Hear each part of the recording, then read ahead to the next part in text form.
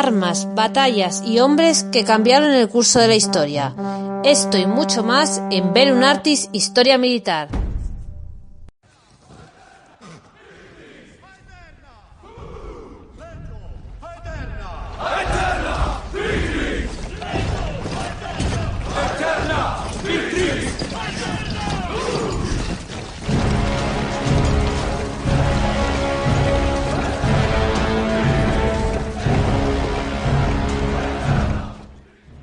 Cuando yo seguía las órdenes del rey del norte, oí decir que el ejército del emperador romano y la casa de los Césares yacían adormecidas en una molicie perenne.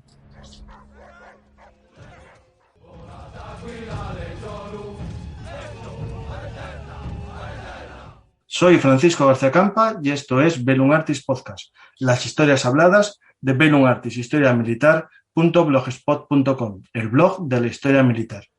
Antes de comenzar este viaje a la antigua Roma, os recuerdo nuestro sistema de micromecenazgo en patreon.com/bellumartis. Si queréis invitarnos a un café o un sándwich para que recuperemos fuerzas después de esta historia hablada, ya sabéis, apoya a Bellum Artis. Hoy viajamos en el tiempo al final del Imperio Romano. Para ello contamos con la guía de José Luis. ¿Qué tal, José Luis Sánchez Iglesias? Hola, buenas noches. ¿Qué tal? Bien. Hola, José Luis. Hoy venimos a hablar de tu libro publicado con Almuzara de los Libros, una novela histórica que nos lleva al siglo V, ¿no? Al final del Imperio Romano, para conocer al último romano, ¿no? Tú le llamas el salvador del imperio, pero también se le conoce, ¿no?, como el último romano. Sí, efectivamente.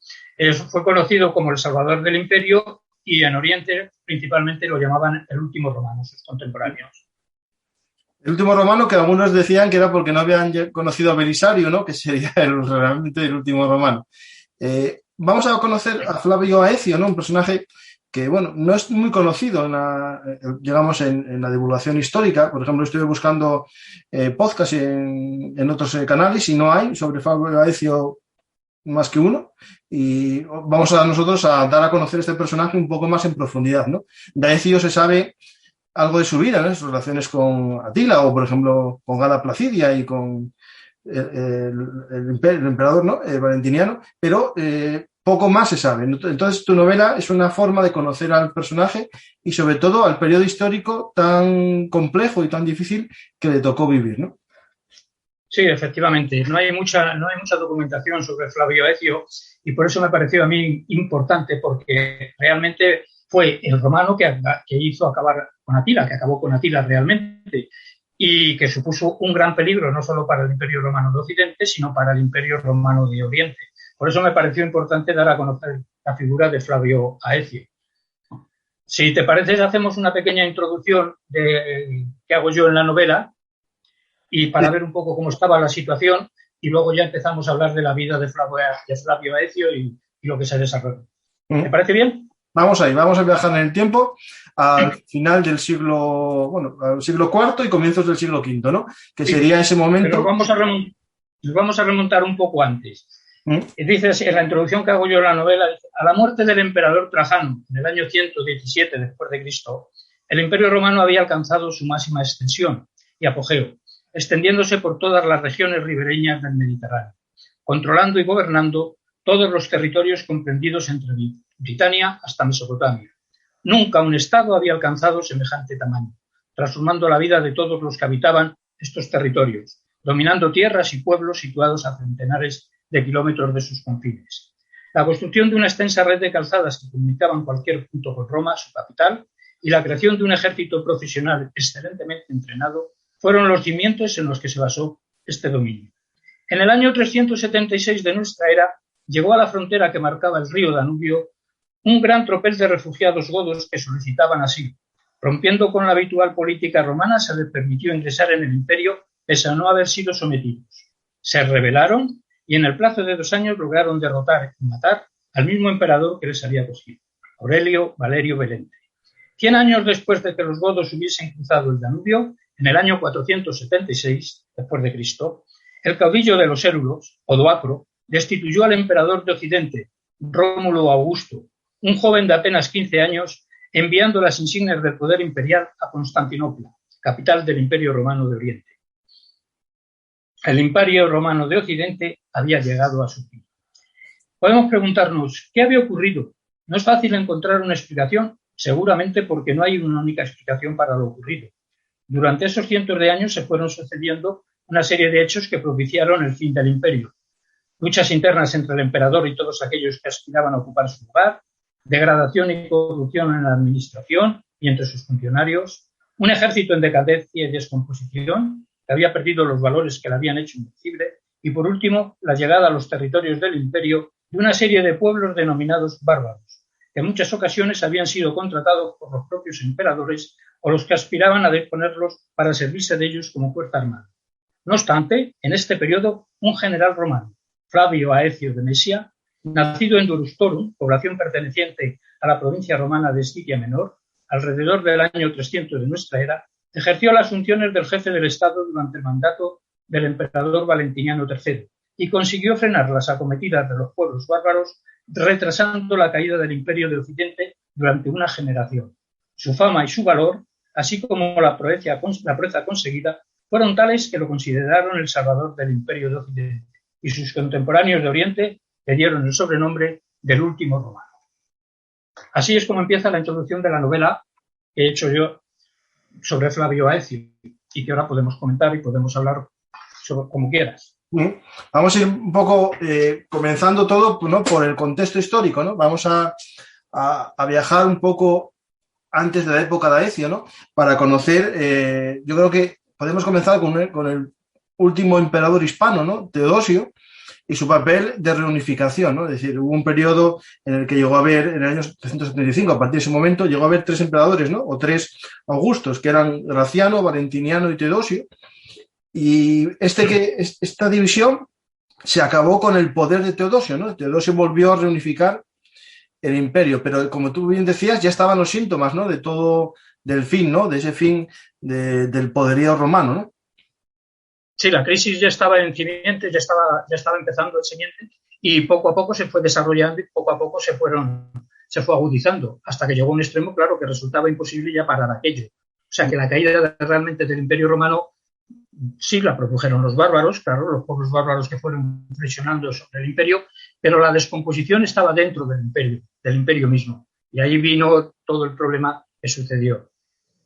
De hecho, parte de la división, digamos, de la crisis, ¿no?, social, económica, que autores como Gibbon hace tiempo ya estudiaron y realizaron la famosa, ¿no?, teoría sobre el fin de Roma, mezclando con los valores éticos, religiosos.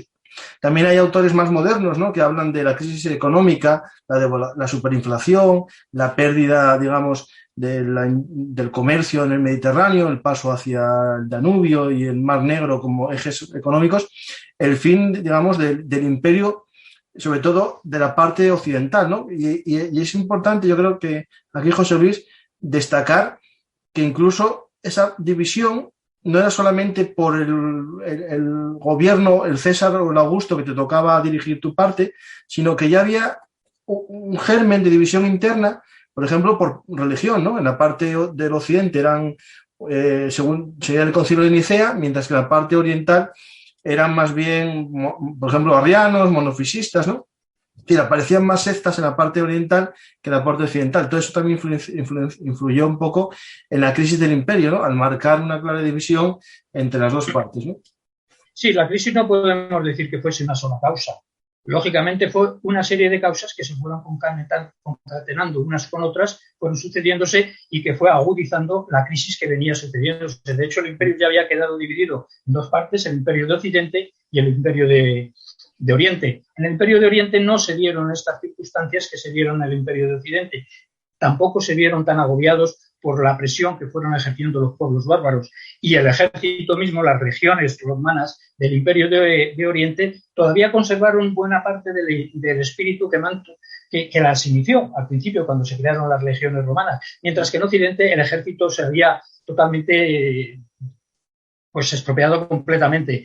Es curioso ver cómo en muchos casos los mismos centuriones o los mismos encargados del ejército aumentaban el número de sus legionarios para recibir más dinero del que tenían. Lógicamente recibían dinero en función de la cantidad de legiones que había en cada situación. Claro, cuando se creaba un problema, cuando tenían que luchar contra alguien, se encontraban con que no tenían número suficiente, cuando en teoría figuraban que sí, que había número suficiente de legionarios, pero es que no, los habían falsificado. O sea que la crisis venía por todos los aspectos. Muchos legionarios incluso se autolesionaban para no tener que acudir a la lucha, con lo cual la degradación era enorme. El espíritu que imperó en las primeras legiones, que fueron las que le dieron gran importancia y consiguieron la cantidad de victorias que consiguió Roma, desde luego ese espíritu ya no existía.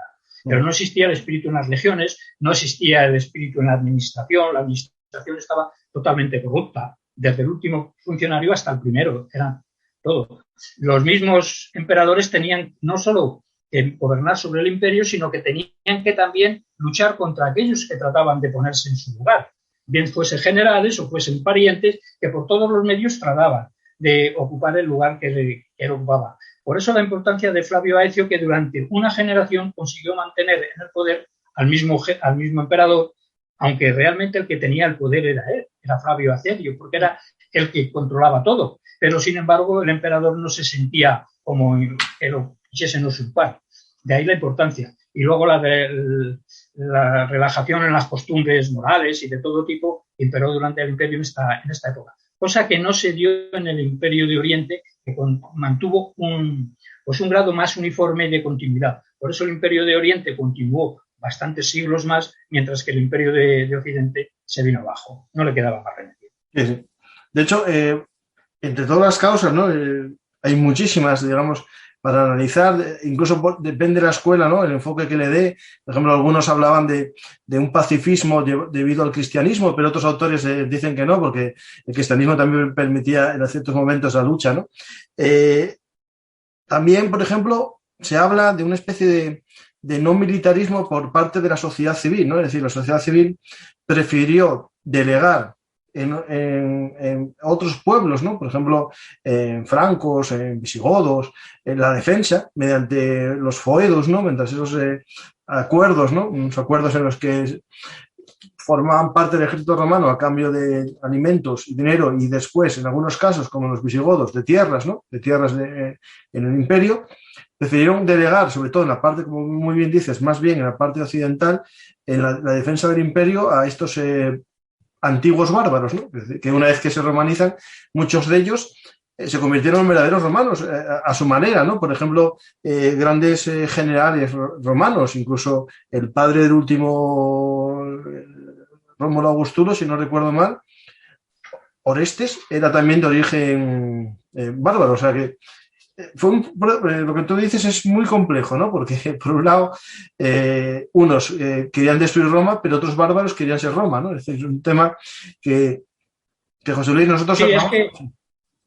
Sí, es que el espíritu de las legiones que había creado a Roma durante la República y luego durante el Imperio desapareció por completo. Vino acumulado también porque una serie de movimientos migratorios del este de Europa fueron presionando a una serie de pueblos. Por ejemplo, los unos fueron presionando a una serie de pueblos que se veían obligados, constreñidos, porque no tenían dónde extenderse. Entonces intentaban entrar en el imperio. Los últimos años del imperio, los últimos siglos, fue prácticamente defenderse de los pueblos que intentaban entrar.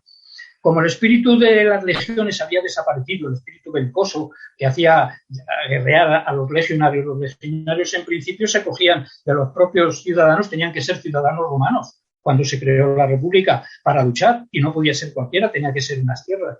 O sea, eso poco a poco se fue degradando.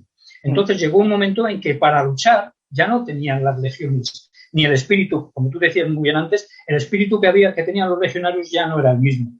Entonces, a Roma no le quedó más remedio que echar manos de esos pueblos que intentaban entrar, que eran guerreros, y que, bueno, los cogía como aliados, les pagaba una cantidad en oro, sobre todo en oro, y algunos de lo que deseaban, como los visigodos y otra serie de pueblos, lo que deseaban eran tierras donde asentarse, cosa que Roma no quería. Al final no le quedó más remedio que ir concediéndole tierras a esos pueblos que luego al final se aprovecharon y entraron contra ella. No fue una sola causa, lógicamente. Sí. Cuando se ha estudiado este periodo, ha habido historiadores que ya han incidido más en un periodo determinado, en una circunstancia determinada, pero podemos decir que las cosas no suceden solo por un solo único motivo. Una serie de motivos que, al confluir todos juntos, llevan a la situación de la caída del imperio, que no quedaba más remedio que venirse abajo. De hecho, para los oyentes y los que estén viendo este vídeo en YouTube, en podcast, en Ver un Artist Podcast, en cualquier plataforma, iVoox, iTunes o Google Podcast, o la que queráis, tenemos una serie sobre el ejército de Roma y, bueno, ya hablamos del siglo de Trajano, de los ejércitos de Trajano, y vamos dentro de poco a adentrarnos, ¿no?, en el siglo tercero, y más bien el tercero, la crisis del siglo III. Ahí comienza lo que estás comentando tú, ese proceso en el que los generales comienzan a tomar mayor poder, los generales llegan a convertirse en emperadores por golpes de fuerza, ¿no?, golpes de mano, y empieza un cambio muy radical en el ejército. Primero aumenta la caballería, empiezan a desaparecer las panoplias clásicas, aparece la imagen que estáis viendo, los que lo estáis viendo en YouTube, el soldado que ya no se parece al soldado republicano ni al soldado altoimperial, sino que parece una especie de bárbaro, ¿no?, con un escudo redondo de una dimensión bastante grande, con cascos ya muy distintos, ¿no?, que analizaremos en ese programa que os invito a escuchar. Nosotros no vamos a hablar aquí del ejército romano, sino de Aecio, que es uno de esos hombres, ¿no?, que nació en el seno del ejército, se desarrolló en el seno del ejército y llegó a tener un papel esencial en la política romana por su papel, ¿no?, por su papel como magister militum, ¿no? Es decir, eso podemos unirlo al ejército, ¿no? Pero yo creo que a los oyentes, para no explicar en este programa todo lo que tiene que ver con el ejército romano, os derivo esta serie, que lo pondré también en YouTube más adelante. Pues, José Luis, vamos un poco vimos un poco esa introducción. Yo creo que es esencial para los oyentes comprender que cuando muere Teodosio, que había reunificado el ejército, el imperio, y había logrado ciertas mejoras económicas y sociales, y también había acabado con gran problemática en el tema, por ejemplo, religioso, de división, ¿vale? No que lo que él optase fuese lo mejor, sino que intentó romper las luchas, ¿no?, religiosas. La idea es que a su muerte, en vez de optar por seguir unido el imperio, siguió la teoría de la división para la gestión, ¿no?, y nombró a sus dos hijos, Honorio y Arcadio, como emperadores, ¿no? Y aquí aparece una persona ya, sobre todo Arcadio, que tiene bajo su mando a un personaje, Estilicón, que se convierte realmente en el hombre fuerte del imperio, ¿no?, de la zona de Arcadio, ¿no? Algo pues parecido, yo creo que es lo que vamos a hablar ahora, sucede con los herederos de Honorio, ¿no?, que sería nuestro personaje, el emperador, ¿no?, Valentiniano III. Es importante un poco, una entrada solo, incluso, José Luis, el papel esencial de Gala Placidia, ¿no?, en esa historia, ¿no? Sí, bueno, es que a partir de eso que has dicho tú, realmente los emperadores fueron un poco títeres de los generales, de los comandantes en jefe, que eran los que controlaban todo el ejército y los que controlaban la política. Y fueron ellos los que realmente iban decidiendo. Lo que pasa es que el enfrentamiento que mantienen unos y otros por alcanzar ese poder es lo que lleva a que poco a poco vaya desapareciendo. De hecho, Flavio Acedio, para conseguir el puesto de Magister Militum, es decir, de comandante supremo de todos los ejércitos, tuvo que enfrentarse a otros dos generales, como fueron Félix y Bonifacio, que aspiraban a ese puesto. Y él lo consiguió gracias precisamente a los pueblos hunos con los que él había estado, porque no hemos dicho que Flavio Aecio estuvo rehén, algo muy, muy corriente y muy... No, pero yo creo que no hablamos todavía de Fabio Aecio. Que todavía no quieres que hablemos de Fabio Aecio. No habías empezado, José Luis, a contar su vida, es decir, todo tranquilo, que no nos perdimos nada. Pues entonces sigue. Que en general todos los generales aspiraban a eso, y lo que trataban era conseguir el poder. Los emperadores se iban sucediendo, pero si no se ocupaba el emperador, el general ocupaba el puesto de emperador, los emperadores que iban siendo cada vez un emperador títere en manos de los generales, que eran los que controlaban. Y esto cada vez se iba acrecentando más, hasta que llegó a la época de Flavio Acedio, que realmente ocurría lo mismo. Lo que pasa es que él consiguió mantener durante una generación, pues consiguió mantenerse en el poder y ir frenando la decadencia que era irreversible. Simplemente la frenó una generación. Pues yo creo que vamos a hablar un poco, ¿no?, de Flavio Aecio. Es decir, sabemos que estamos ahora mismo, este personaje se hace importante en el reino, bueno, el reinado, el gobierno de Valentiniano III, ¿no?, que va del 425 al 455 después de Cristo, para que los oyentes se encasillen ahí. Pero nuestro protagonista, ¿no?, Flavio Aecio, nace un poco antes, ¿no? Se cree que hacia el año 390. Sobre el 390 nace Flavio Aecio, era hijo de Flavio Gundencio, que en aquella época era el Magister Militum per Galliam, es decir, el máximo responsable del ejército romano en la Galia, era su padre, y de la hija de un senador adinerado de Roma. En el matrimonio de estas dos personas nace Flavio Aecio. Flavio Aecio, que con poquitos años, con 8 años, fue enviado como rehén con los godos de Alarico, algo muy frecuente, o sea, no era una cosa extraordinaria. Normalmente en esta época, para cerciorarse y para confirmar que los tratados de paz se cumplían, enviaban como rehén al hijo de un personaje importante que estaba en la corte durante varios años, en la corte de ese personaje. Pues entonces Flavio Aecio va a estar como rehén de los godos de Alarico durante 3 años. Y luego, cuando tiene 14 años, va a estar otros 3 años con los hunos de rehén. Durante otros 3 años, o sea que primero estuvo con los godos de Alarico y luego de rehén con los hunos, mientras que su padre seguía siendo el Magister Militum per Galliam.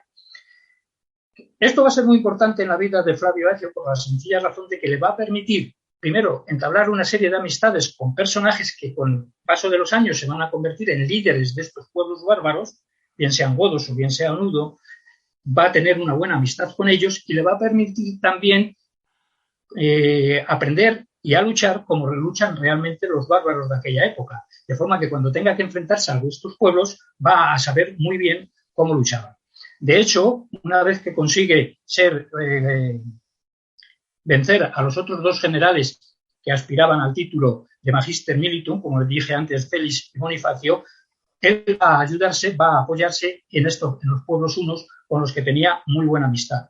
Yo aquí en la novela precisamente hablo de uno de estos líderes hunos con los que él va a tener buena amistad y se va a ayudar de ellos para luchar. En estos momentos, Valentiniano III, que era el emperador, tenía 6 años cuando subió al trono. Por lo tanto, la regente va a ser su madre, Gala Placidia, va a ser la que queda de regente, que en principio no era partidaria de Aecio, pero que con el correr de los años le va a apoyar en la lucha contra Félix y Bonifacio. Y al final va a conseguir vencer a estos generales y quedarse como Magister Militum de todo el Imperio Romano de Occidente. Ahí, cuando hablamos de Bonifacio, estamos hablando del conde de África, ¿no?, que permaneció leal a Teodosio. Aquí estamos hablando de esas disputas que hubo entre emperadores, y después formó parte del gobierno de Valentiniano III y de Gala Placidia. Lo que pasa es que, como todo, estos cambiaban fácilmente de chaqueta, ¿no? Y al final el emperador, más bien su madre, ¿no?, Gala Placidia, prefirió apartarlo y apostó un poco por su enemigo, ¿no? Que es decir, hay unos combates y al final el derrotado, que fue Aecio, cuando murió, si no recuerdo mal, Bonifacio, le nombraron a él, digamos, Magister Militum, ¿no? De hecho, Gala Placidia en principio no era partidaria de Aecio, sino que era más partidaria de estos 2 generales. Pero con el correr, como tú has dicho, cambiaban de chaqueta según soplaba el viento. Y entonces, llegado un momento determinado, va a dar su apoyo a Aecio. Y con el apoyo de la emperatriz regente y el apoyo que va a conseguir de los pueblos hunos, de varios pueblos hunos, va a conseguir vencer a Félix y a Bonifacio. Y desde ese momento se quedará como Magister Militum. De hecho, Aecio... Sí, tal fue su relación que tenía guardaespaldas, ¿no? Su guarda personal era siempre hunos, ¿no? Tenía, de hecho, en la rendición de uno de los caudillos francos, estaba él con su guarnición mongola, ¿no? Uno de los hunos. Sí. Se parece mucho, de los hunos, sí. Y, de hecho, su relación era bastante... Es que, de hecho, los 3 años que él pasó con los pueblos hunos como rehén, hablamos como rehén, pero realmente era como un invitado que estaba allí con los hijos de los principales caudillos hunos. Entonces, él aprendió a luchar, a montar a caballo, a manejar el arco. Los hunos, una de las ventajas que tenían es que tenían un arco de doble cuerno que tenía una potencia descomunal y que ellos eran capaces en sus caballos de lanzar las flechas desde el este. Aecio aprendió a manejar ese arco y a montar en esos caballos, con lo cual él, lógicamente, tenía plena confianza en este pueblo. No en todos, claro, porque luego se enfrentaría a Atila, pero los hunos eran un conglomerado de pueblos y él con algunos de esos se llevaba muy bien, tenía muy buena relación y se apoyaba en ellos. Y apoyándose en ellos, pues luego consiguió frenar a otra serie de pueblos que intentaban penetrar en el imperio, en el territorio imperial. De hecho, cuando acabas de decir hace un momento el arco compuesto 1, ¿no? A los oyentes les invito a escuchar un podcast que tenemos con José Sotochica, autor de Bárbaros e Imperios, no sé si lo conoces, el libro de Despertaferro. Es uno de los autores especialistas en los siglos V o VI, y es autor también del libro Visigodos, que publica Despertaferro, y tenemos un podcast muy interesante sobre los hunos, su forma de guerra y cómo usaban los caballos frescos. Tenían 15 caballos por soldado, es decir, tenían, pues por guerrero más bien, ¿no? Y tenían un sistema de rotación para que los caballos siempre estuviesen frescos, ¿no? Cosa que los romanos solo tenían un caballo o a sumo dos, ¿no? Y esa era la ventaja que tenía el pueblo huno respecto a los demás. Utilizaban, como tú muy bien has dicho, una serie de caballos cada vez que entraban en combate, y luego además la potencia que tenía. Los hunos, cuando se les describe y se les dibuja, son personas no altas, pero sí muy anchotes, muy fuertes, con unos músculos muy grandes, que los necesitaban lógicamente para disparar las flechas desde esos arcos, que había que tener mucha fuerza para disparar esos arcos. Claro, cuando una flecha salía de ese arco, atravesaba escudos, atravesaba todo lo que se encontrase en su camino. Y esa era una de las ventajas que tenían los hunos. Aparte de eso, la ferocidad que tenía, los sanguinarios que eran. Eso Atila fue la mejor muestra del tipo típico de un sanguinario. Pues ahora que Aecio es el máximo, bueno, el jefe casi junto a Gala Placidia, ¿no? A la regenta, porque estamos hablando de un emperador que se fue coronado, fue nombrado emperador con 6 años. 6 años. Y cuando estamos hablando aquí del año 433, más o menos, que es cuando nuestro personaje Aecio es nombrado magíster, si tenía 6 cuando fue nombrado el 25, pues, espera, déjame calcular, 9, pues 14 años. Es decir, era un personaje que era un adolescente y no tenía un real poder. Es decir, al final era bastante marioneta, y el verdadero líder era o Gala Placidia o Aecio, ¿no? Y Aecio fue... Mientras que su madre vivió, o sea, la regenta vivió, pues, hombre, Aecio confiaba en ella en él, y eso. Pero una vez que Gala Placidia murió, quedó totalmente en manos de Flavio Aecio, que era el que disponía y el que hacía. Claro, a partir de ahí surgieron una serie de personas, como por ejemplo el senador Petronio Máximo, que aparece ahí también en el libro, que amigo de Flavio Aecio, pero que con el tiempo lo único que intentaba era quitarle del lugar y ponerse él. Lo que pasa es que las victorias militares que obtuvo Aecio contra una serie de pueblos bárbaros le impidió hacerlo. Y luego la victoria sobre Atila, pues ya fue el final. Curioso, porque la victoria sobre Atila, que era cuando se suponía que alcanzó su máximo apogeo Flavio Aecio, le va a servir para acabar. Es curioso, porque esa victoria es la que le va... No vamos a desvelar el final porque la gente pueda eso, pero es mejor que lo lean y que lo vean, que no hagamos nosotros un spoiler de ese. Pero es curioso que la mayor victoria, y por la que más se le reconoce a Flavio Aecio, que fue la victoria sobre Atila, le vaya al final a hacer acabar. Es curioso. Pues al tomar el poder, ¿no? Digamos, Roma no estaba tranquila, es decir, había muchos pueblos bárbaros, en este caso los hunos, más o menos estaban tranquilos, él era amigo de ellos, tenía mercenarios, más que en este caso gente con un federatis, no eran federados, sino eran más bien mercenarios de él, a su servicio casi, al servicio personal del general. Que hay que recordar una cosa, es decir, José, no sé si coincides conmigo, que también ayudó un poco a la división de Roma, a la ruptura de Roma, ¿no? Porque él al final había ayudado a Juan, que era uno de los candidatos al poder, y al final había dividido un poco más el imperio, había debilitado, y ahora que lo tomó, ¿no? Y ahora que es suyo el control, realmente el ejército ya estaba bastante mal, en parte por las guerras que hubo antes en las que él había participado, ¿no? Es interesante también. No, pero es que tenemos que tener en cuenta una cosa. Los hunos no era una cosa uniforme, sino que era un conglomerado de pueblos que poco a poco se fueron. Por ejemplo, hasta que Atila consiguió el poder, pues había un rey que los tenía más o menos controlado, era el rey que todos estaban, Roas se llamaba el rey, y hasta su muerte, hasta la muerte de Roas, bueno, pues le daba cierta autonomía a las distintas tribus unas para poder, por ejemplo, pues ayudar a Flavio Aecio cuando lo consideraban oportuno, o entrar aquí o entrar en otro sitio, lo que fuese, tenían cierta autonomía. Pero en el momento que Atila se hace con el control de todos estos pueblos, desaparece esa diversidad que podían tener y obliga a todos los grupos que pertenecían al conglomerado de pueblos uno, porque es una serie de conglomerados de pueblos, a obedecerle única y exclusivamente a él, a estar a su disposición. Y claro, con Aecio eso ya no es, Atila no se llevaba bien con Aecio, lógicamente. Y ahí es donde empieza el problema. De hecho, en el libro, que no recuerdo mal, el propio Atila estuvo también, cuando Aecio estuvo de huésped, ¿no? Que era una tradición muy habitual, era un intercambio de rehenes, pero realmente, bueno, era un intercambio también un poco para conocer, una especie, me decía una chorrada muy grande, un Erasmus, ¿no? De la época para que conociesen un poco al enemigo. De hecho, esta tradición, ya, bueno, en la antigua Grecia se hacía. Filipo de Macedonia vivió en Tebas como huésped y aprendió el arte de la guerra tebano que después utilizó contra ellos. Es decir, digo, porque no es algo que inventaron en esta época, sino que era bastante... No, era algo muy frecuente por la sencilla razón de que era también una garantía. Se firmaba una paz entre un pueblo, por ejemplo, bárbaro y Roma, o entre varios pueblos, y era un poco como garantía enviar un rehén, un hijo de una persona importante, como garantía de que ese pacto se iba a cumplir. De hecho, luego hablaremos, si quieres, cuando Aecio pierde el norte de África debido a los vándalos de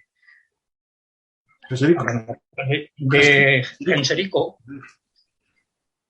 la segunda ocasión, a Aecio es imposible, no puede enviar fuerzas porque no tiene fuerzas suficientes para recuperar las distintas provincias romanas del norte de África. Entonces firma una paz con Genserico y dentro de esta paz, una de las condiciones es que el hijo de Genserico, Hilderico se llamaba, va a ir como rehén a Rávena, capital del Imperio de Occidente en aquellos momentos. Roma ya no era la capital, era Rávena donde estaba la capital del Imperio de Occidente. Y es más, con la promesa de Aecio de que pasados unos años se va a casar con una de las dos hijas que tiene Valentiniano III. Valentiniano III no tuvo hijos varones, solo tuvo dos hijas.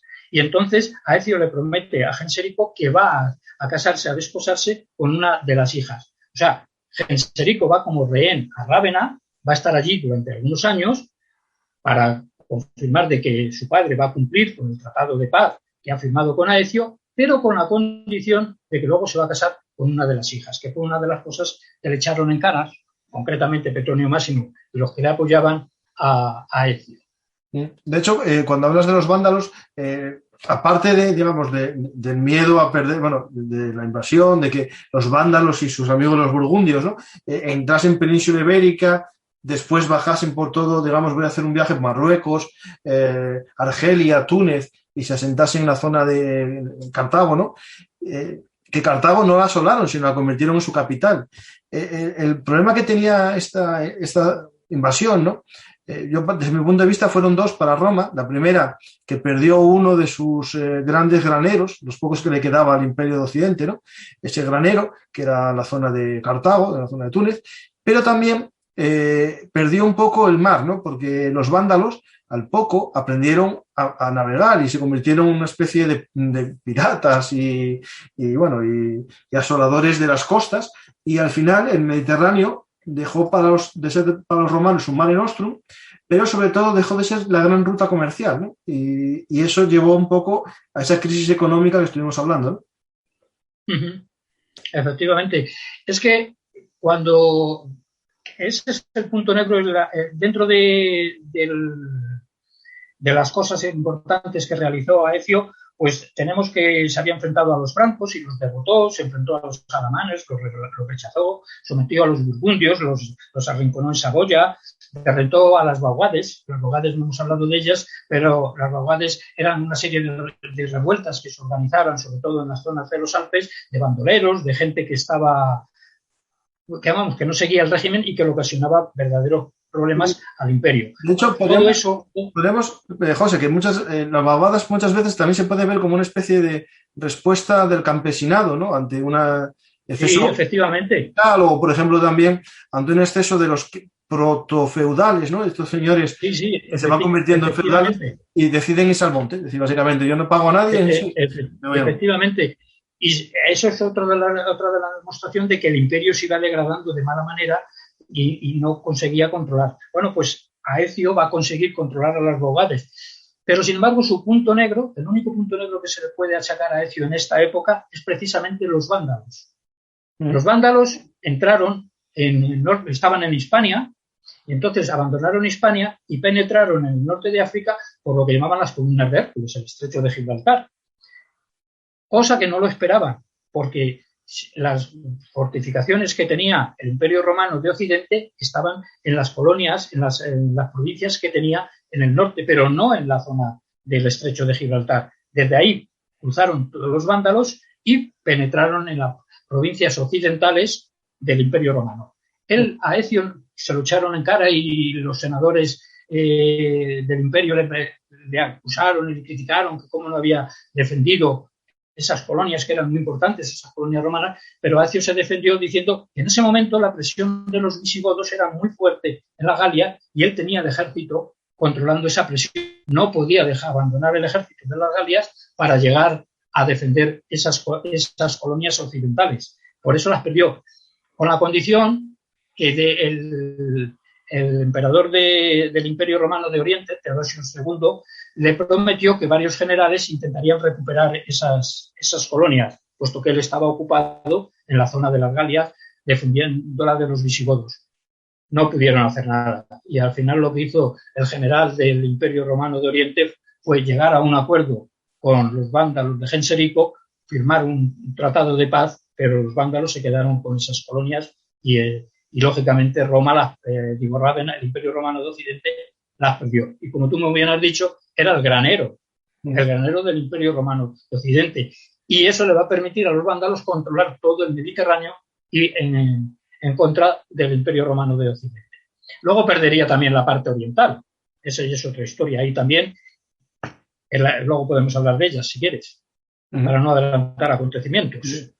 No, de hecho, todo se complicaba para el emperador, ¿no? Es decir, el poco poder que tenía, de hecho, no hasta lo perdió cediendo algo que ahora nos parece normal, ¿no? Que la dirección eclesiástica de las iglesias de Occidente las llevase el Papa, es decir, las órdenes a cada obispo de las distintas provincias ya no las daba el rey, el emperador, ¿no? Sino que los daba el Papa, es decir, ya iba cediendo al Papa poder que se manifiesta en algo tan sencillo como que Roma está en manos del papado, ¿no? Es decir, ya se convierte casi en la ciudad del Papa y Rávena... De hecho, se convirtió en la ciudad del Papa porque el emperador estaba en Rávena, que habían convertido Rávena en la capital del Imperio de Occidente, y Roma pues se convirtió en la capital del papado. Sí.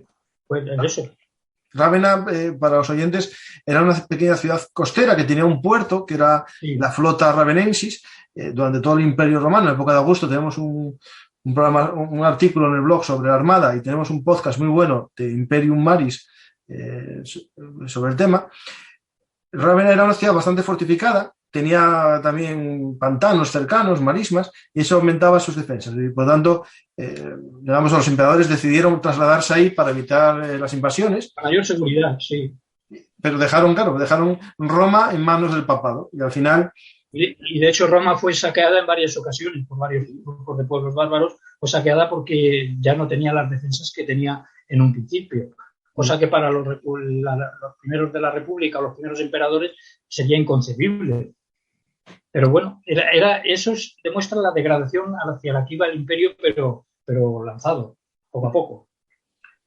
Pues más o menos tenemos a Aecio, ¿no? Que ya había solucionado el problema con los vándalos, ¿no? Y había más o menos llegado a un acuerdo que, bueno, que no era de fuerza, ¿no? Sino casi de debilidad, negociando y ofreciendo. De debilidad, pero no le quedó otro remedio, porque cuando los vándalos, rompiendo el tratado que tenían, que habían firmado con los generales del Imperio de Oriente, lo rompieron y conquistaron las provincias orientales, incluida la capital, Cartago, Aecio se da cuenta que si pierden esas provincias, el imperio está acabado, porque depende económicamente y de todo tipo de esas provincias.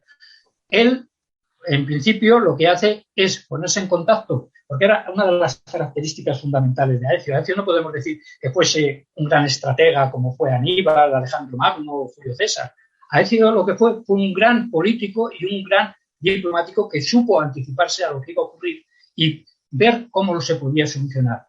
Entonces, en este caso, una vez que ha perdido las provincias orientales del norte de África, lo que hace es acudir al Imperio de Oriente para intentar formar una fuerza lo suficientemente grande y poderosa para expulsar a Genserico del norte de África. El Teodosio II le concede y dice que sí. Se quedan en reunirse en Sicilia, y en Sicilia se empieza a organizar un gran ejército para cuando llegue la temporada, desaparezca la temporada invernal y empiece la navegación, poderse acercar llegar hasta el norte de África y derrotar a los vándalos. Pero mira tú, en ese intervalo de tiempo, Atila empieza a atacar toda la zona del Imperio Romano de Oriente. Empieza a devastar ciudades, empieza a atacar por todas partes y entonces, claro, al Imperio Romano de Oriente no le queda más remedio que retirar las tropas que iba a enviar al norte de África junto con las de Aecio, porque claro, tiene que defender su territorio. Y Aecio se queda solo. Con su ejército solo es imposible vencer a los vándalos. Y entonces es cuando, aprovechando la astucia que tiene, lo intenta engañar, llevando unas cuantas naves allí hacia cabo, dando la impresión de que tiene un gran ejército, e intentar negociar una paz con Genserico. Y de hecho lo consigue. Claro, ¿a costa de qué? Sí, le concede que respetan las provincias más orientales de África, de las que le proporcionan buenos dividendos, pero tiene que nombrar a Genserico socios, res y socio del Imperio Romano, que es un título que solamente concedían a los reyes aliados, y la promesa de que su hijo se va a casar con la hija del emperador Valentiniano III. Eso será muy criticado cuando llegue, pero es que no le quedaba otro remedio. No tenía fuerza suficiente para expulsarlo. Él se pensaba apoyar en las tropas del Imperio Romano de Oriente, y claro, estas tienen que ir a defender su territorio, con lo cual se quedaba solo. Por eso digo que es el único punto negro que se le puede achacar a Aecio, el perder el norte de África, y por ahí lo atacaron sus detractores. Pues una vez que había más o menos tranquilizado a los vándalos, ¿no? y la zona sur del imperio de los dos, ¿no? Porque el oriente quedó tranquilizado en la zona de Egipto, que no se habían entrado los vándalos, y en la parte occidental los vándalos quedaron tranquilos en su nuevo reino como socios de Roma. Aparece, ¿no?, en el horizonte ese personaje que ya hablamos de él, ¿no?, Atila, que es capaz de unificar a todos los clanes, tribus, pueblos de los hunos, pero no solo a ellos, empieza a recopilar amigos, ¿no?, que se unen a sus aventuras, ¿no? Eso es interesante porque los hunos aportan caballería y los demás pueblos que van uniéndose, ahora menos, pero después cuando se adentre en la zona de Germania, ¿no?, va a ir cogiendo pueblos que van a aportar la infantería para sus ejércitos. Aquí entra Atila, ¿no? Sí. Atila y Aecio, ¿sabes si se conocían? ¿Tenían alguna relación previa? Yo no he conseguido encontrar por ningún lado, y la documentación que yo he manejado para este libro no dice para nada que llegasen a conocerse, no llegasen. Desde luego, Aecio conocía a varios de los caudillos de los pueblos hunos que al final tuvieron que luchar bajo las órdenes de Atila. Pero directamente Atila y Aecio yo no sé si llegaron a conocerse. Indirectamente sí. Atila supo que estaba luchando contra Aecio y Aecio sabía que tenía que defenderse de Atila. Directamente, pero directamente yo no sé si llegaron a conocerse. Eso no he encontrado documentos ni ningún historiador de los que han profundizado en este tema ha hablado de ese asunto, así que yo no puedo decir que realmente se conociese. Pues esos pueblos, ¿no? Ostrogodos, gépidos, erulos, turingios y los hunos, ¿no? Empiezan a internarse, como muy bien dijiste antes, ¿no? Cuando estaban luchando contra los vándalos, se internan en la zona de los Balcanes y comienza un poco, digamos, la presencia de los hunos en el territorio ya, digamos, como un pueblo invasor preocupante, ¿no? No como racias de entro y salgo, sino ya, ya que van a saquear grandes ciudades, ¿no? Grandes ciudades, y además era una cosa muy, muy curiosa, porque una de las sorpresas que se llevaron los generales del Imperio Romano de Oriente es que hasta ahora los hunos habían simplemente comportado como asaltantes, como atacaban una zona, la saqueaban y se desaparecían, pero nunca se habían enfrentado a grandes ciudades fortificadas. Y entonces la caída de Naissos era el principal baluarte que existía en la zona oriental. Desde Naissos salían las dos calzadas más importantes. Una llevaba hacia Grecia y otra llevaba hasta Constantinopla. La caída de Naissos supuso precisamente que quedase todo el camino despejado para que los hunos pudiesen saquear Grecia, como lo hicieron, y hubiesen podido llegar a Constantinopla a asaltarla y a hacerse con ella. Luego fueron una serie de circunstancias, un terremoto incluido por medio. Tampoco vamos a desvelarlo porque es una de las zonas de la novela que más eso, pero que realmente los bárbaros habían aprendido a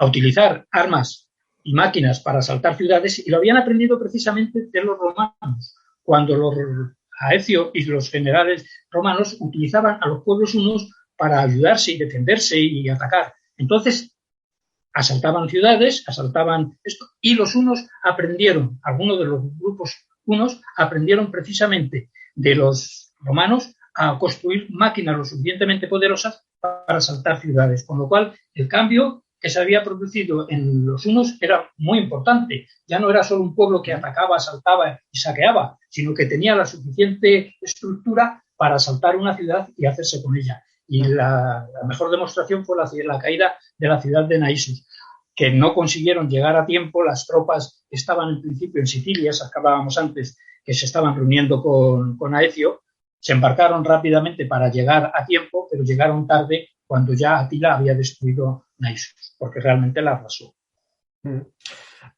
Pues no vamos a contar lo que pasa en Constantinopla, lo pueden leer con el podcast de los hunos, que tenemos ahí, miga. Pero mientras tanto, ¿no? Digamos, Aecio estaba lo suyo defendiendo su parte, ¿no? Su parte de Occidente. Y aquí los hunos llegarán en algún momento, es decir, no se van a quedar en las murallas de Constantinopla, ¿no? En esas murallas teodosianas, ¿no? No se van a quedar ahí tranquilitos, sino que deciden ir hacia Italia, ¿no? Pasado un tiempo. Pero ahí hay un momento que también se narra en la novela que es muy importante. El Imperio Romano de Oriente, a través de sus generales y de esos, intentan conseguir una paz, firmar una paz con los hunos para evitar que arrasen, porque les están arrasando completamente su territorio, los Balcanes los han dejado arrasados, y entonces intentan firmar una paz. En el fondo, lo que intentan es eliminar a Atila. No voy a desvelar más ahí, pero hay un intento de quitarse de en medio a Atila. Lo que pasa es que este lo descubre y como consecuencia les impone un tratado de paz kafkiano, porque tienen que pagar una cantidad enorme de oro, tienen que eso va a evitar, eso y las potentes murallas que tiene Constantinopla, de que los hunos llegasen y conquistasen Constantinopla. No había ejército en ese momento, en esa época, en todo el mundo que fuese capaz de conquistar Constantinopla con su triple cinturón de murallas y torres amuralladas que tenía. En ese momento, los hunos están firmando un tratado con el Imperio de Oriente, un tratado que está sangrando al Imperio de Oriente. Y esa es otra de las cualidades de Aecio, que no se queda tranquilo, sino que piensa, tiene la sensación de que detrás del Imperio Romano, del asalto y de la debacle que han hecho los hunos en el Imperio Romano de Oriente, una vez que lo hayan saqueado, van a buscar otro sitio donde saquear. Y claro, otro sitio donde saquear no le queda más remedio que ser el Imperio de Occidente. porque no van a saltar ahí en pueblos bárbaros que no tienen dónde. Entonces, lo que hace Aecio en esta época es empezar a tener contacto con una serie de pueblos, buscándose a esos pueblos de aliados. Incluso los visigodos, que habían sido durante mucho tiempo uno de sus mayores enemigos y que en este momento era la mayor fuerza que podía encontrarse en la zona de la Galia, va a establecer contratos de paz con ellos, de forma que si en algún momento los unos intentan atacar el Imperio Romano de Occidente, él puede echar mano de estos aliados, como así ocurrió, efectivamente. Eso nos demuestra un poco la visión de futuro que tenía Aecio. Ya he dicho antes que no era tanto por sus hazañas militares, por su forma, sino simplemente un poco la inteligencia y la visión que tenía de lo que podía ocurrir. Y eso le sirvió precisamente pues, para ir salvando la situación y ir conservando el Imperio de Occidente. De hecho, cuando llegan a ese acuerdo, vuelven a saquear y vuelven un poquitín, entran y salen alguna vez más, ¿no? Y cuando muere Teodosio II, el emperador de Oriente, en Constantinopla, el nuevo emperador Marciano, estamos hablando de 450 más o menos, se niega a pagar el impuesto y es cuando vuelve a entrar, ¿no? Vuelve a entrar Atila, pero esta vez se dirige hacia Occidente, ¿no? No contra el que lo paga, sino contra el otro, que puede ser que lo vea más débil y le vaya también a sacar un tributo, ¿no? Que le pague algo. Es que Aecio ya había establecido contacto con el nuevo emperador. De hecho, el nuevo emperador prácticamente podría decirse que lo puso a Aecio, porque quería ser emperador Valentiniano III. Valentiniano III, una vez que murió Teodosio II, quería haberse presentado para que fuese elegido el emperador. Aecio lo convenció de que no lo hiciese, porque estaría muy mal visto, porque entonces pensarían todo el mundo que tenía demasiado poder, dice no vamos a conseguir aliados, y consiguió convencer a Valentiniano III para que no se presentase al cargo de emperador de Oriente. Pero, sin embargo, a la augusta hermana del emperador anterior, de Teodosio II, que era la que iba a quedar claro, con el trono, pero necesitaba un marido, por suerte, prácticamente podríamos decir, no, sería muy, muy sencillo decir que se lo buscó a Aecio, pero le buscaron una persona con la que ella pudiese seguir gobernando y el hombre, pues el nuevo emperador fuese un poco, también como eran la mayoría de los emperadores, pues un títere en manos de alguien que lo controlaba. Y con este emperador Aecio ya mantuvo un contacto para conseguir una unión. Si en este momento estaban pagando un impuesto muy grande a los unos, Aecio le aseguró que dejasen de pagar ese impuesto porque si los unos volvían hacia ellos, entonces él lo apoyaría. Es decir, una unión entre el Imperio Romano de Oriente y el Imperio Romano de Occidente en caso de que fuesen atacados otra vez por Atila. Y Atila, en este caso, lo que hizo fue dirigirse hacia Occidente. Pues más o menos tenemos ya ese cambio, ¿no? Hacia Occidente, ¿no? Porque dijo, lo importante es no el títere, vamos a ir a mostrar al jefe que pague, ¿no? Y también aquí hay una escena que sale en películas, ¿no? Que es cuando la hermana del emperador, ¿no? La princesa Honoria, le envía su anillo a Atila para que le venga... Sí, pero eso es más tarde. Más tarde. Eso es la segunda vez. Una vez que Atila fue derrotado en la batalla de los Campos Cataláunicos. Es después, vale. Es después. Entonces es cuando la hermana del emperador le envía un anillo con su esfinge solicitándole matrimonio y ofreciéndole la mitad del imperio. Eso no está muy documentado. Eso no está muy documentado. No se tiene muy claro porque de hecho Atila no fue a reclamar esa parte. Y de hecho cuando entró en el imperio, la segunda vez que entra en Italia, no se dirige hacia Rávena en busca para conseguir que era donde estaba la hermana del emperador. Por eso hay muchos historiadores no lo tienen muy claro que realmente eso ocurriese. Es muy cinematográfico, muy romántico. Claro, queda muy bonito, pero que realmente hay historiadores que no lo tienen, no lo ven muy claro, porque dicen que si realmente hubiese ocurrido eso, Atila en la segunda ocasión, porque fue la segunda ocasión después de haber sido derrotado en la batalla de los Campos Cataláunicos, que se hubiese dirigido directamente a Rávena, no a Roma, que en Roma fue donde le salió el Papa, León I, el Magno, le salió a su encuentro, que esa es otra historia también ahí, que también queda muy peliculera, muy bonita, y para convencerle de que se retirase y no asaltase Roma. pero eso ocurrió en esa ocasión. Hay historiadores que no están de acuerdo, que creen que eso realmente no pasó. Pero claro, como no hay una documentación exacta, pues no podemos asegurarlo, si realmente ocurrió o no ocurrió. Para las películas y para las novelas queda genial, eso sí es verdad. Yo en todas las películas que vi sabía eso. Sí, queda muy bien, pero ya te digo yo que, por ejemplo, donde yo me he documentado y tal, lo ponen en duda, que eso realmente ocurriese. Y dan esa razón de que si realmente hubiese ocurrido, Atila hubiese acudido a Rávena, donde estaba la hermana del emperador, para conseguirlo. Y Atila en ningún momento intentó llegar a Rávena, intentó llegar a Roma. Y es verdad que a la hora de saquear y robar era mejor todavía Roma que Rávena, a lo mejor, como iba por eso. No, pero más que nada, pues si realmente consigue llegar a donde está la hermana del emperador, y si lleva la hermana del emperador, entonces él puede empezar a solicitar la mitad del imperio. Claro. No lo sé, eso ya lo dejamos para los estudiosos y los que buscan documentación a ver si pueden llegar a una solución. Pues aquí ya tenemos un poco, ¿no? Ya estamos hacia el año 451 más o menos, porque habíamos hablado que se había nombrado a Marciano en el 450, ¿no? Estamos justo ahí, en el 451, y es cuando, digamos, Atila y sus hunos, ¿no? Se adentran, pero no deciden atacar Occidente por el camino lógico, ¿no? Que sería los Balcanes y deslizarse hacia Venecia y bajar digamos, no por Rávena, que estaría más cerca de Venecia, sino dirigirse hacia Roma, sino que dan un rodeo muy grande y se van por el norte de los Alpes, ¿no? Digamos, cambian la ruta lógica o directa. Yo creo que lo que buscaban era debilitar o acabar con los pocos aliados que le quedase a Roma, ¿no?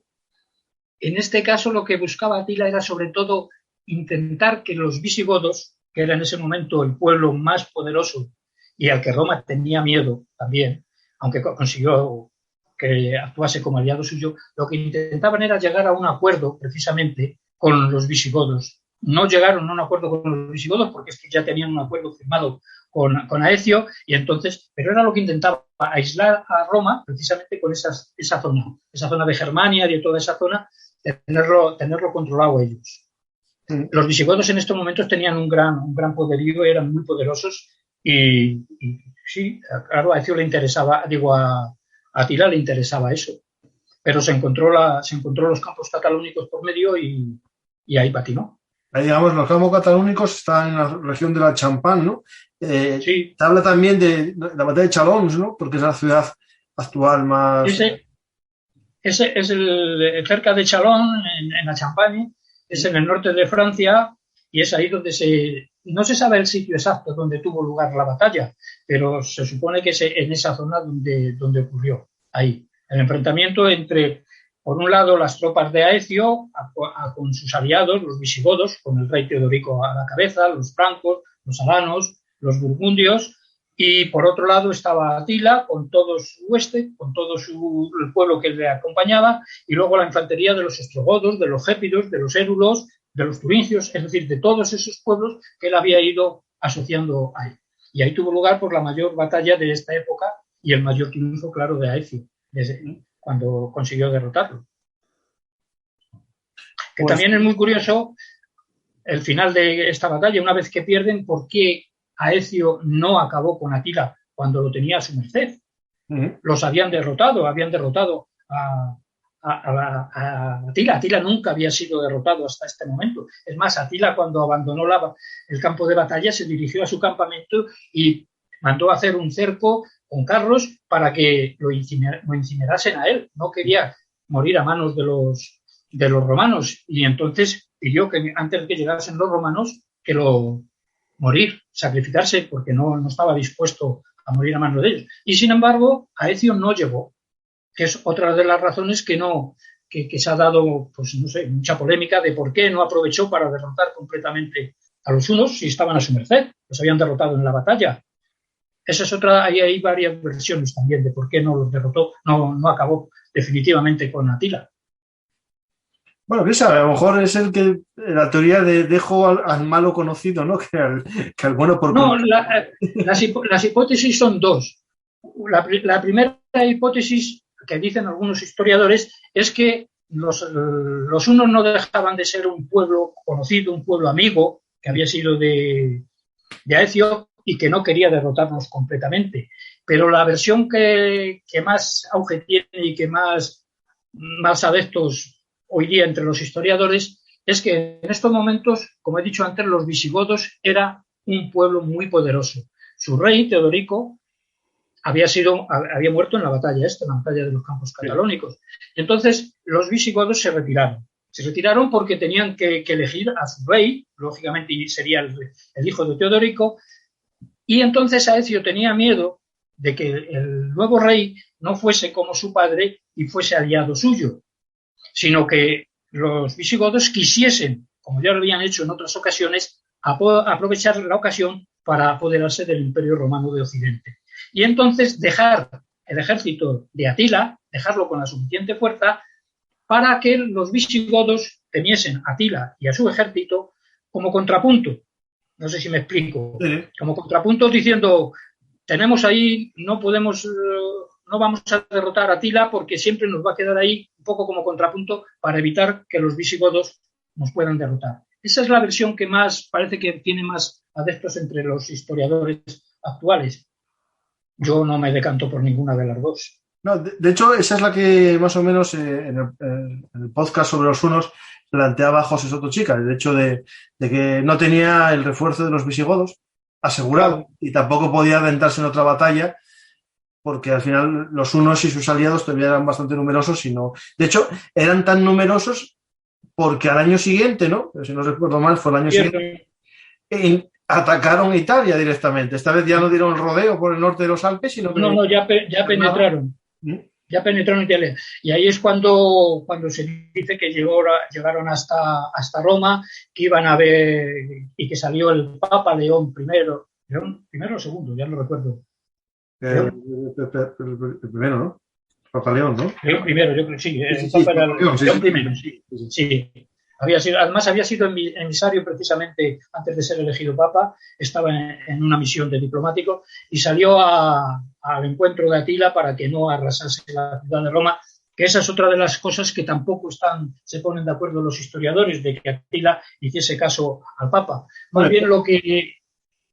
¿Perdona?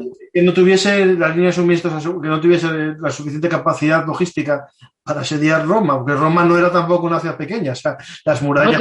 No tenía la suficiente capacidad logística, estaban pasando una gran hambruna, porque lógicamente Atila se movía mucho y no tenía... Los romanos, una vez antes de que llegasen las tropas de Atila a sus ciudades, arrasaban con todo, o sea, política de campos quemados, para que no pudiesen alimentarse. Entonces, en esos momentos, el ejército de Atila estaba pasando realmente hambre y enfermedades, con lo cual tenía muy diezmado el ejército. No podía. Y, de hecho, la única solución que vio Atila era marcharse, porque si no serían derrotados. Porque con un ejército diezmado por las enfermedades y muerto de hambre, como estaba, entonces la mayoría de los historiadores creen que más que la influencia del Papa de convencer a Atila para que se marchase fue esta segunda circunstancia la que le obligó a retirarse de Italia. Pero vamos, a Aecio también se vio como una victoria porque en ese momento los ejércitos del Imperio Romano de Occidente, con Aecio a la cabeza, y los ejércitos del Imperio Romano de Oriente estaban de acuerdo y entonces estaban por detrás en la retaguardia de las tropas hunas, los estaban atacando y persiguiendo, con lo cual Atila realmente lo tenía muy mal. La única solución que encontró fue marcharse para no ser derrotado por segunda vez completamente. Y de hecho, si no recuerdo mal, también el propio emperador Marciano había reunido unas tropas para atacar el territorio huno, es decir, para adentrarse un poco en su capital, que tenía una capital un poco... No, estaba lejos la capital, pero digamos, para atacar el reino huno.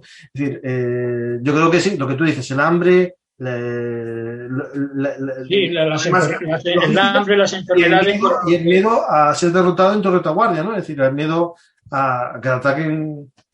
Y entonces es lógico que haya dejado el asedio de Roma. Es decir, a lo mejor el Papa sí afectó algo porque le ofrecería a lo mejor unas horas tranquilas que no te voy a perseguir, marcha ya. Pero ves tú en las novelas y ahí no cuento lo del Papa.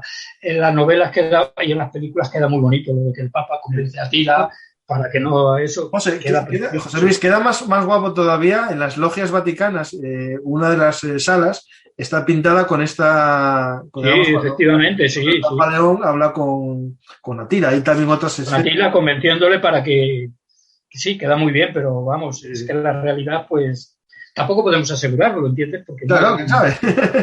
Pero, hombre, piensas un poco con la cabeza y dices, a ti la buena cosa le va a importar lo que le diga el Papa, ¿no? Si consigue lo suyo. Más bien piensas, dices, que me estoy quedando sin ejército, que los guerreros que tengo están muertos de hambre, estoy diezmado por las enfermedades y encima tengo la retaguardia que me la están persiguiendo los de Oriente y los de Occidente. Mira, me voy a mi casa y ya vendré para el año que viene, si puedo. Sí. Bueno, si puede, muy bien dicho. No pudo, pero bueno, eso ya tampoco lo vamos a... Bueno. Porque ahí también entro yo en la novela, también como me da capacidad. Lo bueno que tiene la novela histórica, que cuando las cosas cuando no están como muy documentadas te permite... No metas la teoría de tu novela, porque esa no vamos a hacer spoiler, pero muere el día de su boda, ¿no? El día de su luna de miel. Hay muchas teorías de todo, muerte natural, envenenamiento, fartura, borrachera. No te voy a contar la mía, no voy a contar la mía para no destriparlo. Por eso. La tuya sería el spoiler, no vamos a contarlo. No la voy a contar. Cuando esto sucede, ¿no? Es decir, aquí muere Valentiniano III, ¿no? En el año 55. Y comienza problemas también un poco de sucesión. Pero antes de que muriese Valentiniano III, muere Aecio. Muere Aecio, ¿no? Es que yo no me acuerdo bien si moría a la vez. Bueno, muere Aecio primero, ¿no? Bueno, yo creo que se podrá decir, a Aecio se lo carga Valentiniano III. Sí, el propio emperador se carga a Aecio. Sí. El paso sí. Sí. Porque lo que dice al principio, que la mayor victoria de Aecio sobre Atila, sobre los hunos, le va a traer su desgracia. Porque ahora Valentiniano III ya considera que no necesita a Aecio. Ha derrotado al mayor enemigo, que podían ser los hunos, y ahora ya como que no necesita a Aecio. Y además el emperador tiene miedo, porque en estos momentos Aecio tiene un hijo que quiere casar, lo está llevando a todas partes como discípulo suyo, lo quiere casar con la segunda hija del emperador. Acuérdate que hemos hablado de que el emperador tenía 2 hijas. Una se la había prometido a Aecio al hijo de Genserico, y él quiere casar a la otra hija que tiene con su hijo. De esa forma adquiriría el título de emperador, porque claro, no se lo van a dar a un vándalo, el título de emperador. Entonces... ya se le ha hecho vuelto ya. Claro, entonces Aecio está haciendo todo lo posible para eso. Y Valentiniano, lo que malmetido por los senadores que estaban en contra y tal, que si yo lo que quiere es ocupar su puesto, y tal, y el propio Valentiniano es el que se carga a Aecio. Luego, a los pocos meses, seguidores de Aecio, sus ayudantes, se cargan a Valentiniano. Y ahí prácticamente ya acabo yo la novela. Y nosotros casi nuestro capítulo ya acaba ahí también, más o menos con la vida de Aecio, que era el objetivo. Lo bueno que tienes en esta novela, ¿no? Como que acabas de decir, un novelista, ¿no? Esta historia tiene muchos espacios en blanco, ¿no? Es decir, nos rodeamos un momento histórico en el que hay referencias, pero te da mucha libertad porque tampoco hay datos suficientes para que cualquier cosa que tú hagas te digan, no, eso no pasó. Claro, lo que no está demostrado va a pasar. Claro, eso es lo bueno que si una cosa no está demostrada y hay documentación suficiente, te permite al novelista, te permite libertad para jugar con eso. Por ejemplo, con la muerte de Atila, pues te permite jugar ahí con eso. Si la cosa está muy documentada, el novelista no puede pasarse la historia por alto. Y ya tienes que estar muy sujeto a... Yo, de hecho, cuando empecé, yo soy historiador y tengo 2 libros de historia sobre la Salamanca medieval y sobre eso, pero trabajé en la historia de Salamanca en uno de los volúmenes que hizo la universidad, yo colaboré con ellos. Pero es que te quedas muy limitado, porque claro, si no hay documentos, un historiador no puede inventarse nada. Está complicado. Te tienes que ajustar a lo que hay. Y sin embargo hay muchas cosas que dices, oye, si esto debe ser así, esto tenía que ser así, pero tú como historiador no puedes afirmarlo porque no hay documentación. De hecho, pero como novelista sí. Sí, sí, José Luis, a mí me pasó algo parecido. Yo por ahora escribí un libro, que sé que tienes aquí atrás, Cayo Mario. Sí, sí, ya lo he visto, ya lo he visto. Y de hecho, le pasa por lo mismo, es decir, no hay mucho sobre su juventud, sobre su adolescencia, sobre casi sus primeros 30 años, hay muy poco, ¿no? Entonces, al final es lo que tú dices, un historiador, ¿qué hace? Yo lo que tuve que hacer es buscar autores que daban varias teorías y exponer a los lectores las teorías posibles sobre ese hecho, ¿no? E incluso la analogía, es decir, alguien de su clase social, de su edad, pudo hacer esto y esto. Yo no decido ninguna, ¿me entiendes? ¿No? Porque en una novela sí puedes tomar partido. Es decir, hizo eso. Claro, efectivamente. Yo, de hecho, mi primer libro de historia fue sobre la Salamanca medieval. Yo soy de Salamanca, y sobre la Salamanca medieval fue sobre lo que hice mi tesis doctoral.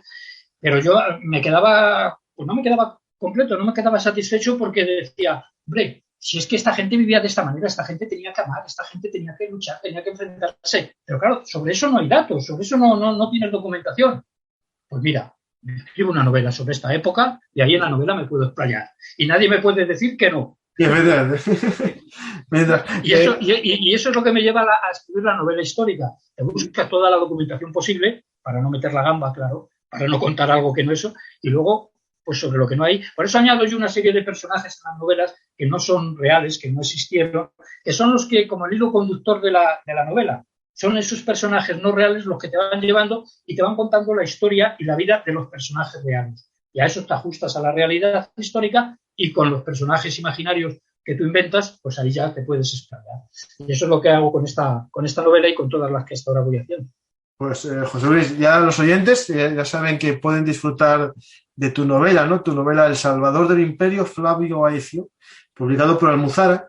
Yo a los oyentes en la descripción del audio pongo un enlace de compra en Amazon para si quieren colaborar, pero también les recuerdo que lo más importante es, bueno, las librerías de su barrio, las librerías de su ciudad, que pueden conseguir el libro, aunque no lo tengan en todas, porque los libros ahora es muy complejo que una librería pequeña. De hecho, no hemos podido hacer presentación del libro porque no puedes hacer presentaciones. Sí. Entonces, claro, estás un poco más limitado, pero bueno, ¿qué vas a hacer? Bueno, nos ha tocado esto así, pues. Okay, sí. Yo, el programa lo va a escuchar gente en podcast, mucha gente, una media de 2.000, por ahí más o menos 3.000. Y en YouTube estamos comenzando, poco a poco iremos ampliando, y es una presentación. Te va a ver más gente de otras ciudades, ¿no? A los escritores nos gusta presentar, ¿no? Libros. Por ejemplo, yo tuve el honor, la suerte de presentarlo en Oviedo, en Gijón y en Madrid, el mío. Y es una pasada, ¿no? Ver allí gente que le gusta a lo mejor los libros. Muchos no lo leyeron, otros no lo leyeron antes incluso. Y es muy ilusionante, ¿no? Pero, José Luis, tienes esta oportunidad, el libro lo van a conocer más gente y van a disfrutar de un periodo histórico muy interesante y muy novelesco. ¿Por qué es novelesco? Por lo que tú dices, porque hay bastantes lagunas y eso te da mucho juego a ti para rellenarlas. Y eso es lo que hace que una novela, bueno, sea novela, ¿no? Si todo es al pie de la letra de historia, también es un ensayo, más bien, ¿no? Más una biografía más que la realidad, ¿no? Mientras no metamos cosas que no tienen que haber, ¿no? Es decir, mientras que no metamos cosas gazapos y metamos anacronismos ahí, metamos ahí cosas que no corresponde, pues oye, es una novela histórica. Es verdad. Y eso. Pues nada, José Luis, muchas gracias por tu tiempo, por contar. Gracias a ti, encantado de haber estado aquí hablando contigo. Fenomenal, y cuando necesites cualquier cosa ya sabes. Y cuando escribas otra novela que tenga relación con la historia, bueno, militar o historia un poco política y historia de los conflictos, pues ya sabes dónde estamos aquí en Verum Artis, Historia Militar. Bueno, pues veremos a ver, porque ahora me estoy documentando sobre las guerras púnicas y ahí sacamos algo. Sí, así que ya te avisaré si conseguimos publicarla. Y, bueno, primero hay que escribirla. Primero escribirla. Después publicarla. Porque ahora estamos en el periodo de documentación. Se está uno documentando, que a veces te lleva más tiempo que escribirla. Pero una vez que esté documentada, luego ya hay que publicarla. Hay que ver una editorial que quiera publicarla, y a partir de ahí luego ya podemos hablar. Pues ya cuentas conmigo para presentarlo en el mundo virtual. Es decir, en el mundo virtual. Pues muchas gracias, muy agradecido. José, cuando esté ese libro, puedas presentarlo en una librería con gente, sin mascarillas y todo eso. Esperemos que sí. Esperamos que podamos volver a la normalidad. Efectivamente. Muchas gracias por todo. Pues Luis, muchas gracias por tu tiempo y por contarnos esta historia. Y a los oyentes, os recuerdo que este es un programa de Bellum Artis Historia Militar y sabéis que nos podéis encontrar en todas las redes sociales, en Facebook, Twitter, Instagram, Pinterest y también en Telegram. Hay un canal, pues si a alguien le gusta ese sistema, tenemos un pequeño canal. Y de Roma habrá muchos programas por ahí, pero en Bellum Artis tenemos un interés sobre el Imperio Romano muy importante. Tenemos una serie que vamos sumando horas y ya llevamos unos 4 programas y ya llevamos más de 16 horas casi de programa, sumándolos, explicando lo que es el ejército romano, y vais a conocer a los soldados de Aecio en nuestra serie del ejército de Roma. Y también recordaros que si os gustan nuestras historias, vais a Bellum Artis historiamilitar.blogspot.com y ahí tenéis mucho más.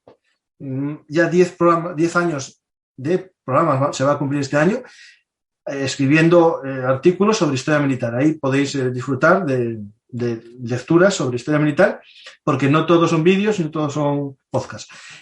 Muchas gracias a todos y ya sabéis, podéis invitaros un café o un sándwich en patreon.com/Bellum Artis. Hasta la próxima, José Luis. Adiós, gracias.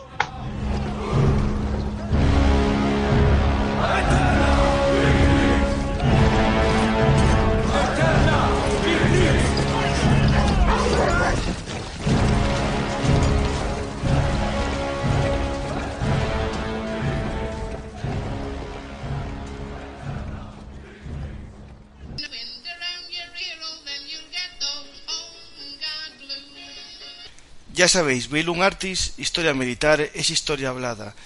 Estamos, como siempre, en todas las redes sociales, pero recordar, ahora nuestra dirección es bellumartishistoriamilitar.blogspot.com. No os olvidéis, Bellum Artis es el blog de la historia militar. Muchas gracias.